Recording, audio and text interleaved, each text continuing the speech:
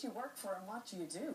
Yeah, so I work for a big marketing communications company called WPP. It's actually the world's largest marketing communications group. We've 165,000 employees around the world, and in every country we have ad agencies and media agencies. Okay, give us an example of some of their work, because I know that they come up with the Andrex puppy. And yeah, well actually no, I worked, interestingly, through the group. I worked at that agency called JWT London. So they were the agency that put the hole in the polo mint, and they created the Andrex puppy. That's okay. So now we know what we're dealing with. Yeah. So they're massive. Okay. Yeah, big creative agencies. But the job you got is, well, at the moment at least, is to take television formats like X Factor, right, and bring it to Asia. Right, correct. So you're talking about multi-million-dollar TV programs. Yeah. It's a bit nuts. So what I do day to day is I'm head of acquisitions at Group M Entertainment Asia Pacific, which is our the media investment management arm of WPP. And day to day, I fortunately get to buy and sell TV program, like you said, the big format. So MasterChef for Thailand, or Next Top Model, or Idol, or Gotcha. These big shows. And when I can't find the shows that I want to buy in on behalf of the group, I actually get to create them. So I created a show in Vietnam, and like what type of show did you create? You've got it copyrighted now, so go on. I personally do not, but the company as a whole made it. It's a show, it's a medical reality show called Dr. You, which we created for Vietnam, and it's been really successful for us. We got picked up for season 2.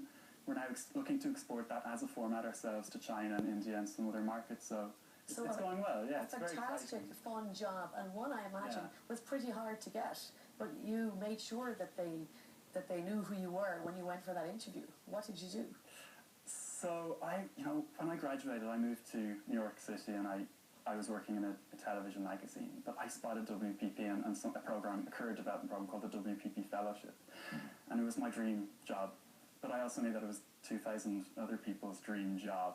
So I started a blog called The Tall Irish Leprechaun for the WPP Fellowship, and I started a Twitter handle. And when Twitter was very new, this was back in 2009, and I talked about the group and the companies and the ads, and it was a small blog, but it ended up getting tens of thousands of hits. And so by the time I actually applied, 8 months later, 9 months later, I was, I guess, fortunate that the company had maybe heard about me in some way, kind of organically, and then I was thrilled when I got the role. You were hitting all the right boxes because you were using this, the development of social media and its latest fascination with Twitter to grab some attention. So, in advertising and marketing, they're always looking for new and creative people. To find that creativity, though, you put yourself through an awful lot of internships. How many? What would you do? I did. I cold called. So I went to Michael Smurfit Graduate Business School for my master's, and I cold called maybe 50 companies, and I said, listen, you don't know me from Adam, but I would love to come in and do a shadow day, or just be in the corner to try and get an understanding of what you do. So I contacted management consultancy firms, law firms, and marketing and advertising, and it was the marketing and advertising end that I got a kick out of. So through those internships, I guess it added some credibility to my resume when I was applying for the role I have, and for when I was applying for graduate schemes back then.